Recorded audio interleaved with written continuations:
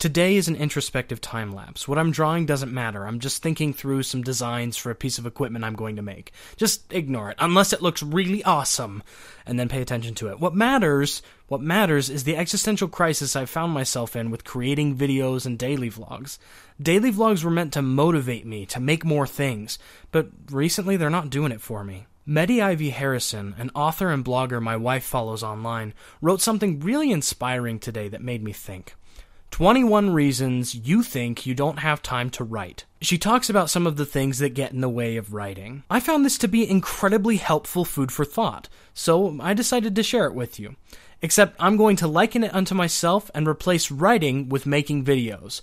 Honestly, it works for pretty much any creative endeavor, so feel free to substitute your own words and see if it gets you thinking. I've linked it down below in the description if you want to go read the original. Here we go. 21 reasons why you think you don't have time to write or make videos. Number 1, you are letting people tell you that you should be doing other things with your time. Number 2, you can't live with the level of clean that your family accepts as normal. 3, you haven't decided to treat your video making seriously, and so no one around you treats it seriously either. 4, you haven't made yourself a video making space. 5, you haven't realized that you need help. 6, you do what is urgent rather than what is necessary. Number 7, you don't let your kids and other people solve their own problems. Number 8, you think that someday you'll have more time for making videos. Number 9, you're spending time doing things you actually don't care about. Number 10, you are actually using distractions as an excuse not to make videos. Number 11, you are terrified of making videos, of actually sitting down and putting yourself on YouTube. Number 12, you're too busy criticizing the top subscribed channels that you're watching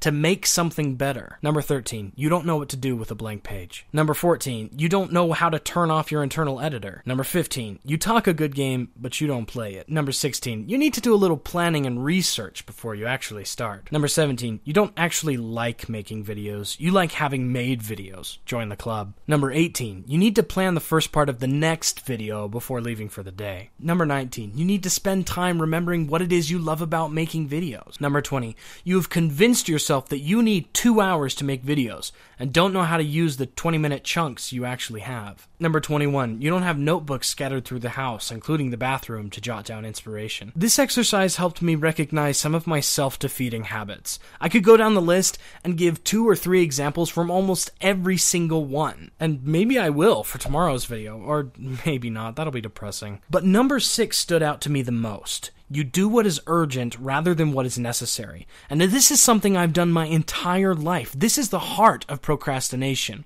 When the deadline approaches, I go into hyperdrive and make something last minute. The only things that get done are the essentials, and then I spend my leisure time recovering from my mad dash instead of moving forward on my other non-essential but meaningful passion projects. The worst part is, I feel justified in it. However, the important thing in analyzing this list is that many of these excuses focus either on spending too much time preparing, because preparation makes perfect, right? Or too much time trying to obtain perfect motivation. It's an obsession with perfectionism, and the only right way to start making things is to start out perfectly, right? More food for thought. Here are some videos from WheezyWaiter about perfection and inspiration that dig a little bit deeper into some of the themes found here. The things I'm thinking about, the themes that are explored here, it's also similar to the fire starting metaphor I talked about last week. At some point, you have to stop preparing your fire and light it. And at some point, you have to stop building your fire higher and higher and higher and start cooking. I feel like it's cruel irony that the hardest advice to take and the advice I need most right now is my own voice from the past. When we want to make something, be it writing or YouTube videos or writing for YouTube videos, we get so focused on what we're making that sometimes we forget why we wanted to do it in the first place. But the opposite is true too.